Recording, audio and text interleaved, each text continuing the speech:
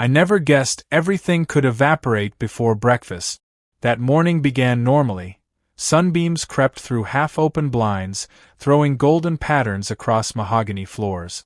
I watched them dance while sitting upright in bed, breathing in air that no longer felt mine. The sheets on her side were already cool. Her scent remained sweet like mango, tinged with sandalwood.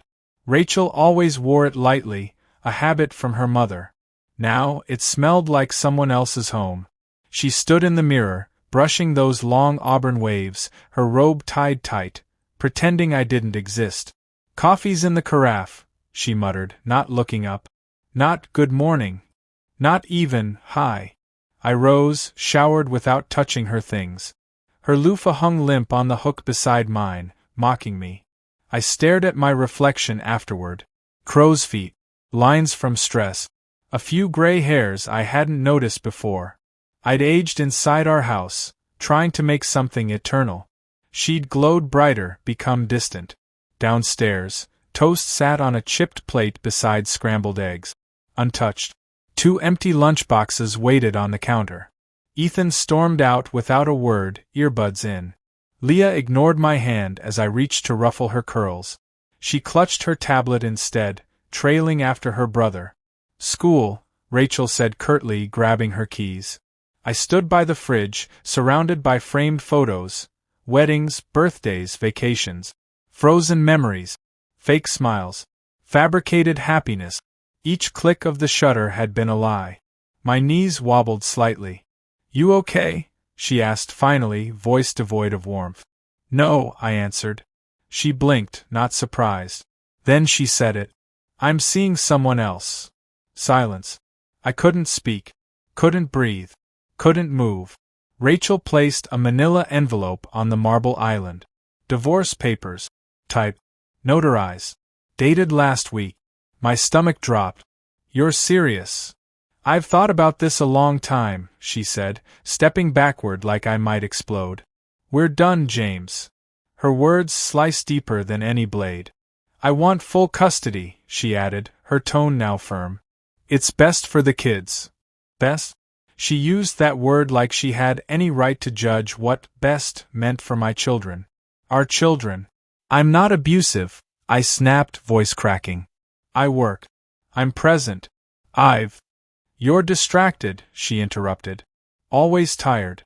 Always angry. You've missed concerts, games, bedtime stories." Because I was fixing broken pipe, scrubbing mold, covering expenses when her business failed. I swallowed rage. "Who is it?" I asked, jaw tight. She hesitated. "His name's Carter." The room spun. Carter. I remembered him. Slick talker, always smiling, came over to help with finances. Had wine with her in the kitchen once when I got home late from work. I thought they were planning an investment.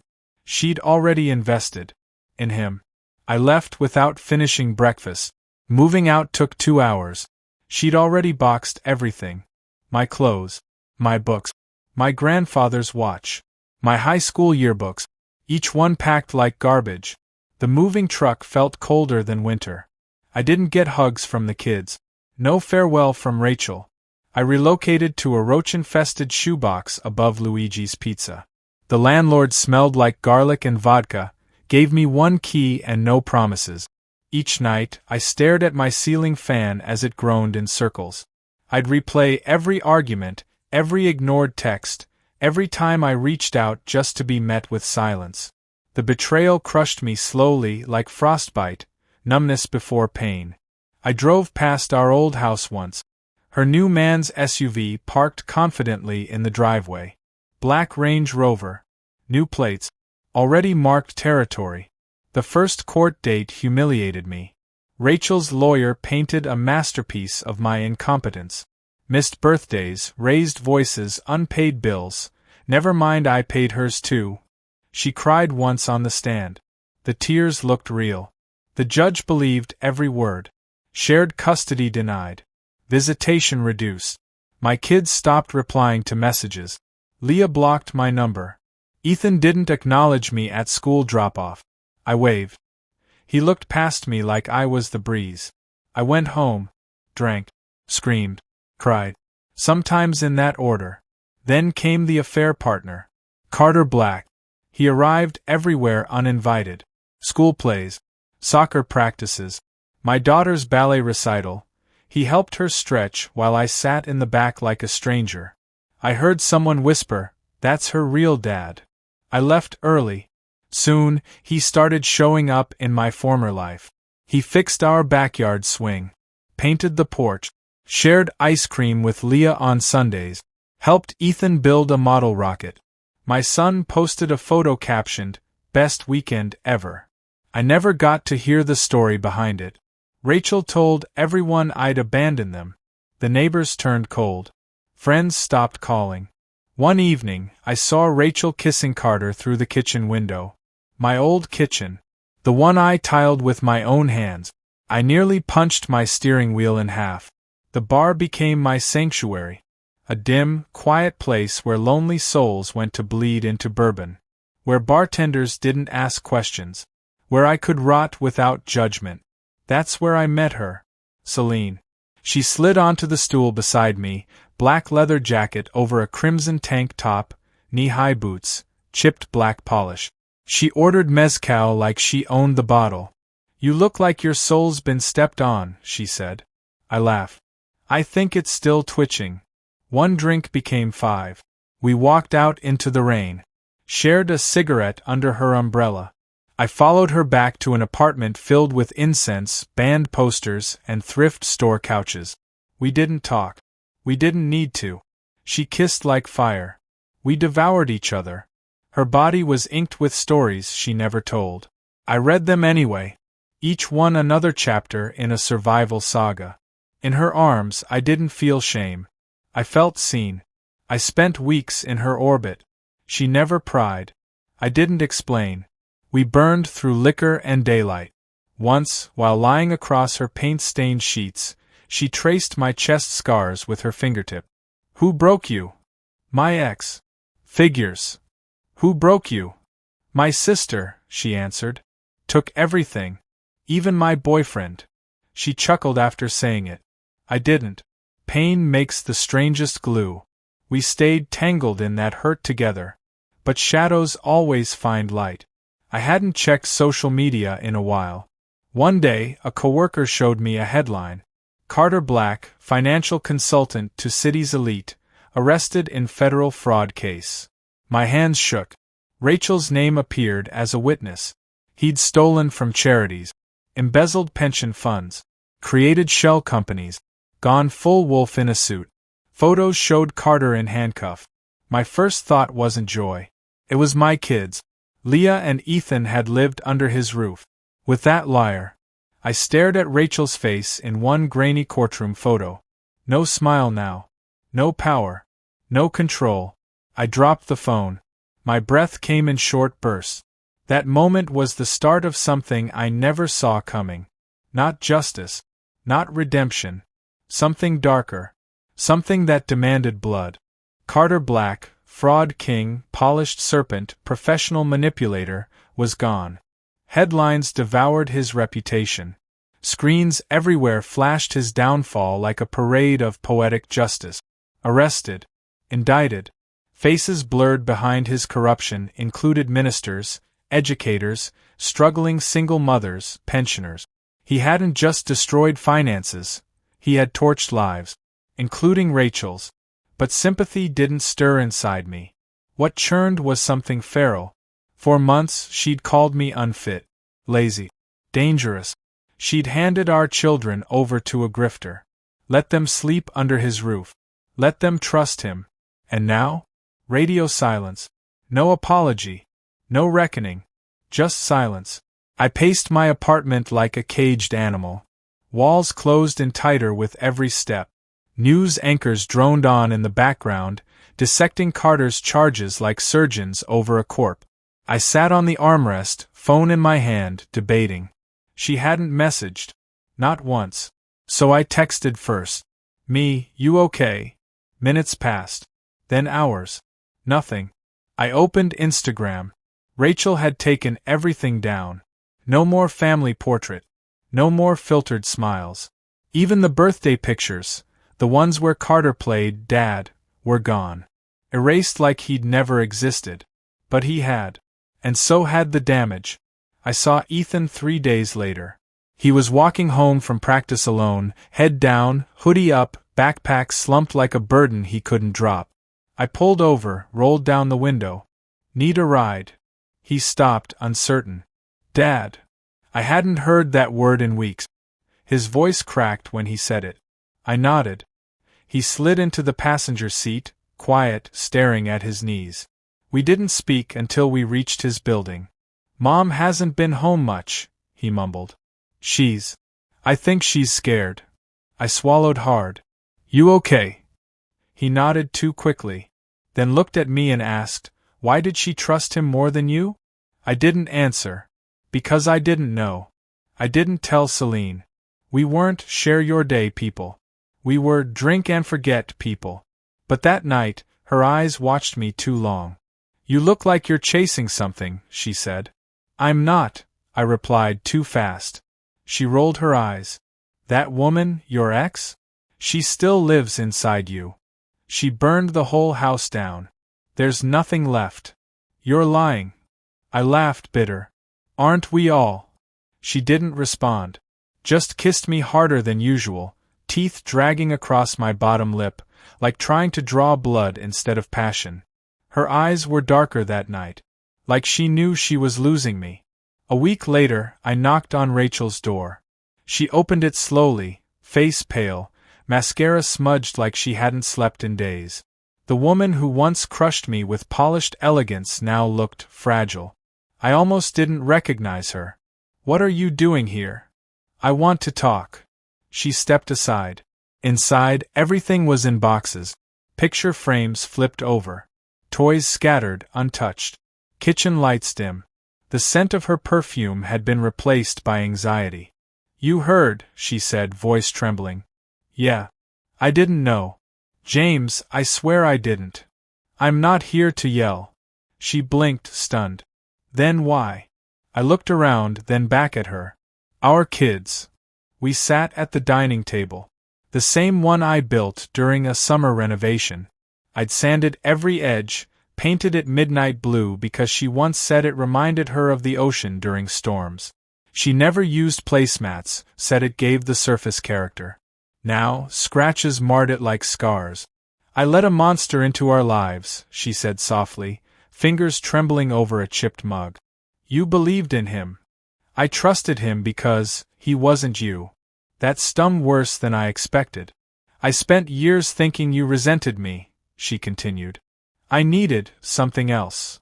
You needed someone to make you feel seen. Her silence was confirmation. Then, he made me feel alive. For a while. Until he used you. Rachel's eyes welled up. I thought I was smart. I thought I could tell when someone was lying. I almost reached for her hand. Almost. But I didn't. The kids started coming around more. First Ethan. Then Leah. Slowly. Hesitant. One afternoon, Leah sat beside me on the couch, drawing quietly. She glanced up and said, Is Carter going to jail forever? I don't know, sweetheart. She nodded solemnly, coloring in a cloud. Do you still love Mommy? Children ask questions like grenades. I inhaled. I love what we had. But it's gone now. She looked confused. Sad. But didn't press. We sat in silence, broken only by the sound of crayons scraping paper. That silence hurt less than the ones before. Celine noticed my absence. She showed up one night, hair curled, eyeliner sharp, standing in my doorway like temptation made flesh. You're fading, she said. I've been busy. With her. With my kids. Her jaw tensed. I knew what this was, she said. But don't pretend I didn't matter. You did. You still do. She stared at me like she wanted to slap me, or kiss me. Instead, she stepped forward, pressed her mouth against mine, soft this time. Goodbye kiss. She pulled back and whispered, Don't come back if you leave. I nodded. She walked away barefoot, heels dangling from her hand. I never saw her again. Weeks passed. Carter's trial date was set. Rachel appeared on the stand, voice shaking, hands clutched. I watched the live feed from work. She gave her statement. Spoke about manipulation, financial deceit, psychological control. For once, she looked small. Human. Not cruel. Not venomous. Just tired. The press devoured every soundbite. Headlines screamed, "Mistress turned witness." The public sympathy surprised me. I remembered her once telling me, "You can survive anything if the world doesn't hate you." Now she had to learn survival when everyone was watching. She called me that night. Not to apologize. Not to cry. Just to say thank you. For what? For not turning the kids against me. I laughed. You already did that to me. I wouldn't do it back. Silence. Then, maybe you were always better than me. No, I said. Just better at hiding pain. The kids stayed overnight for the first time in my apartment. I bought ice cream, movies, pillows. Leah fell asleep halfway through a Pixar film. Ethan helped clean up. Before bed, he said, "You seem better." I looked at him. Maybe I did. I hadn't screamed in weeks. I hadn't drank myself into oblivion. I hadn't stalked Carter's pages or imagined revenge. Maybe healing wasn't forgiveness. Maybe healing was choosing not to pick up the knife again. I still hated her sometimes. I hated what she took. What she allowed. How fast she moved on. But I also remembered her in the delivery room. Her laughter during our first camping trip. The way she danced barefoot in the kitchen, holding Leah like a flower. You can hate someone's choices and still remember their love. You can still mourn what died between you. The day Carter got sentenced, Rachel showed up at my door. She looked different. Older. But not broken. "Can we talk?" she asked. I stepped aside. She didn't bring excuses. Or tears. Just honesty. "I lost everything," she said. So did I. But maybe we didn't lose them. I looked down the hall. Laughter echoed from the kids' room. Maybe not. Rachel lingered after that night longer than she should have. At first, it was harmless. Polite. "Thanks for dinner. Tell Ethan I'm proud of him." Leah left her sweater. Then it became conversations. Too long. Too close. She'd stay just 5 minutes after pickup. Then 20. Then she started drinking my wine again. Always red. Always 2 sips. Just enough for memories to breathe. She'd lean against the counter where we used to argue, smile slightly like it hadn't all gone to hell, like our history was just paused, not burned. I didn't trust her. But my body remembered her. How could it forget? One evening, it rained so hard the sky looked bruised. The kids were with my mother. Rachel came over soaked to the bone. No umbrella, hoodie clinging to her body, eyes wild from the storm outside or something worse inside. "I couldn't drive in this," she said, already slipping off her wet shoes. "Hope you don't mind." I should have said no. I didn't. She stood in my hallway, hair dripping, mascara running, skin goose-bumped from the cold. She looked like a painting pulled from a fire, damaged but impossible not to stare at. I handed her a towel. She dried off in the bathroom, borrowed one of my shirts, just like she used to. No pants. Just that shirt, falling down her thighs, legs bare, eyes locked on mine. "You shouldn't be here," I said. She stepped closer. "You miss me." "That doesn't mean I want you." Liar. I grabbed her wrist before I could think. Then I kissed her. It wasn't gentle. It wasn't sweet. It wasn't forgiveness. It was punishment. Passion. Years of rage and grief crashing through every thrust, every bite, every broken moan that tore from her throat like an apology she couldn't form with words. We didn't speak during. We barely breathed. We collapsed afterward, gasping, chests heaving, bodies tangled like old wires you can't untie. She stared at the ceiling. "I shouldn't have come. You always come when it's too late." Her fingers twitched like she wanted to touch me again. But she didn't. She rolled away, pulled the sheet over herself, and disappeared into sleep like it wasn't a sin. The next morning, she was gone. No note. No breakfast. Just the shirt she borrowed, folded on the chair. I should have felt victorious. Instead, I felt used. I didn't tell anyone. I buried it like every other mistake she made me make. But my body remembered. Every night, every dream. Her breath in my ear. Her nails across my ribs. Her thighs trembling under my hands. Celine had been wild. Rachel was wildfire. She called a week later. I need to see you. Not a good idea. Please. I met her at a motel outside town. One of those rundown joints with flickering signs and cracked ice machines. She wore black. No makeup. No smile. She didn't waste time. We didn't talk. Clothes dropped like shame. She was rougher this time. Bit my lip until it bled. Climbed on top of me like she wanted to erase her guilt with movement. After, she cried against my chest. I hate what I did. I hate what you became. But you still want me. I didn't answer. Because we both knew it was true. We kept meeting. Behind gas stations. At hotels. In my truck. Anywhere we could pretend we weren't who we were. Each time, it felt more desperate. Less about desire. More about not knowing how to live without the pain. Like we'd built a new language, grief, anger, lust. Repeat. One night, after a quick, wordless session in my apartment, she stood naked by the window, staring at the city lights. I thought he loved me, she whispered. He loved the version of you that needed him. What version do you love? I don't know anymore. She looked back hollow. You used to know everything about me. That woman's dead. She turned slowly. So is the man I married. We didn't touch that night. Just laid in the dark, awake. Too haunted to sleep. Too exhausted to scream. One day, Leah found an earring under my bed. Whose is this? I panicked. Lied. Celine's. She shrugged. Didn't press. But it was Rachel's. She left it on purpose. Marking territory. I ran into Celine weeks later. At a grocery store, of all places. She looked cleaner. Brighter. Maybe happier. She smiled. Cold. You look well, I said. You look tired. I've been figuring things out. Still screwing your ex? I winced. It's not like that. It's exactly like that, she said. You're not healing, James. You're addicted to the wound. That stuck with me. Addicted to the wound. Ethan got suspended. Fighting a kid who called Rachel a gold digger whore. He didn't deny it. Didn't apologize. I picked him up from school.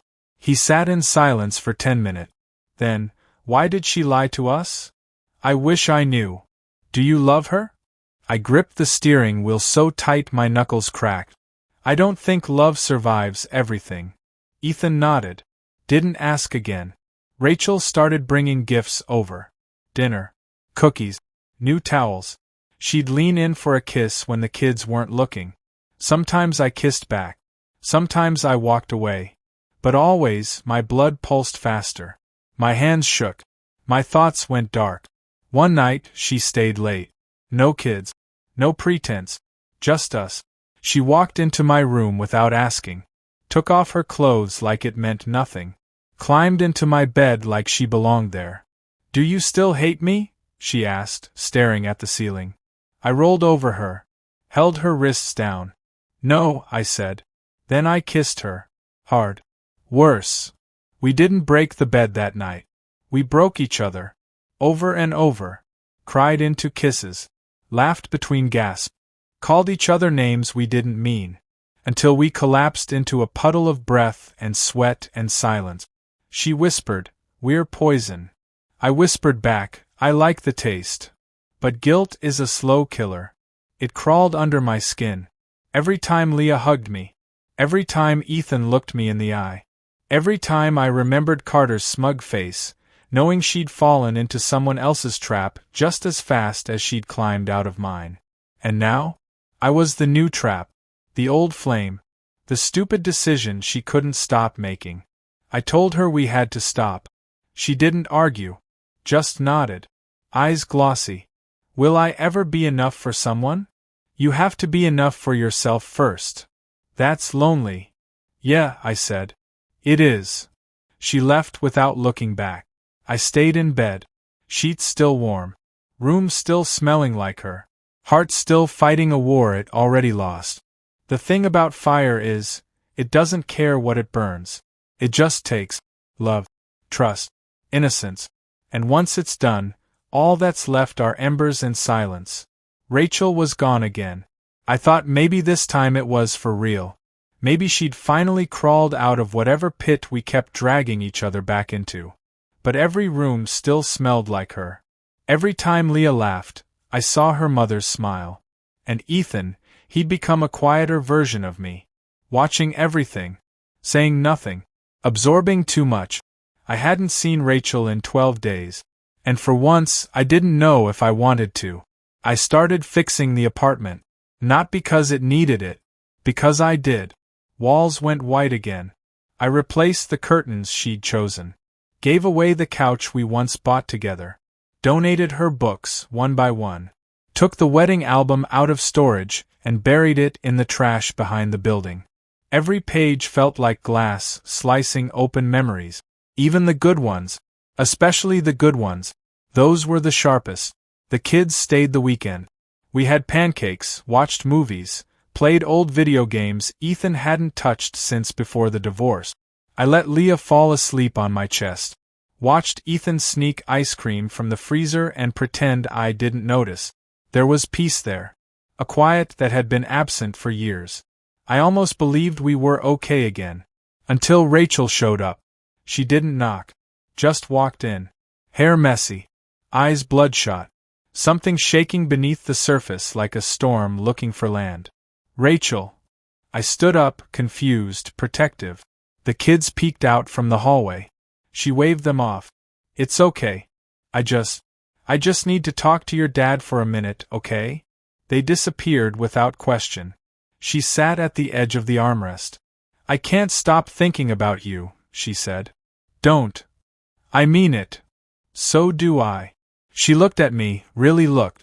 Eyes scanning my face like it was the first time she'd ever noticed the damage. I loved him, James.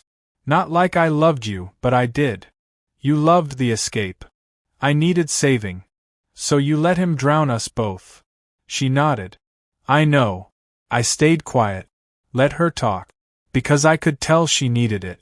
She told me about the shame. The nightmares. The media. The whispers in grocery stores. Parents refusing to invite Leah to birthday parties. Ethan getting jumped behind the gym. How she had to get a burner phone because people kept sending death threats. He destroyed my life, she said, but I destroyed yours. I didn't correct her. I didn't soften it. Because she was right. She pulled out a small box. Inside, a key. And a letter. Folded. This was for you, she said. I was going to leave it the day Carter got sentenced. But I couldn't do it. What is it? She stood. It's the deed to my house. Yours if you want it. I'm moving. I stared. You're giving it up? I don't want that place anymore. Too many ghosts. Too many lies. And the kids. I want you to have more time. More than weekends. Why? Because even after everything, you're still the better parent. I choked on the lump in my throat. She leaned down. Kissed my cheek. I loved you, James. I just didn't know how to love myself. Then she left. The letter stayed on the counter for 3 days before I opened it. Inside. You were the only one who ever saw me without pretending I was someone else. I ruined that. But I'll never stop being grateful you existed. Don't waste yourself on hating me anymore. You already gave me more than I ever deserved. I hope someday we both find peace. Even if it's not together. I read it twice. Then burned it in the sink. Not out of anger. Out of necessity. A month passed. Rachel moved to another city. 2 hours away. Started working part-time, getting therapy, cleaning her life up. She didn't fight for custody. Not anymore. The court adjusted the schedule, and for once, it favored me. Ethan began talking more. Leah laughed louder. Even the dog we rescued started wagging her tail again. I didn't feel healed. But I felt human. Then the news broke. Carter Black, found dead in a holding cell. Suicide. Hung himself with a piece of torn bedsheet. The internet lost its mind. Some called him a coward. Some said he didn't deserve escape. I didn't feel anything. Not even satisfaction. Just cold. Empty. Like someone finally shut off the background noise. Rachel called me that night. We didn't talk about him. Just the kids. Her job. She sounded lighter. Not happy, but freer. Before she hung up, she said, "You deserve someone better than me." I didn't say anything. Because I wasn't sure she was wrong. 6 months later, I met someone. Her name was Jordan. Soft laugh. Sharp mind. Honest. She didn't try to fix me. Didn't ask too many questions. Just listened. Accepted. Took her time. She met the kids. Didn't push. Let them come to her. They liked her. I think I did too. One night we stood on my balcony, coffee in hand, city glowing below us. She looked at me and asked, "Do you still love her?" I answered without hesitation. No. But I loved her with everything I had. She nodded. "I can live with that," she said. Then kissed me like she meant it. Rachel and I still talk. Once a week. Usually short. Sometimes longer if Leah's had a hard day. We're civil. Polite. Occasionally nostalgic. But we know what we were. And what we can't be again. Some people are lessons. Some are scars. She was both. Last week, Leah asked if I'd ever marry again. I smiled. Maybe. Will it be like Mom? No, I said. And that's a good thing. She didn't understand yet. But one day she will. I don't hate Rachel anymore. I don't dream about revenge. I don't stay up asking myself what I did wrong. Because I did everything I could. And sometimes that still isn't enough. And that's okay. The past is a ghost I'll always carry. But I've stopped letting it drive. Now I'm just a man building something new. Not perfect. Not healed. But trying. And that's the most honest I've ever been.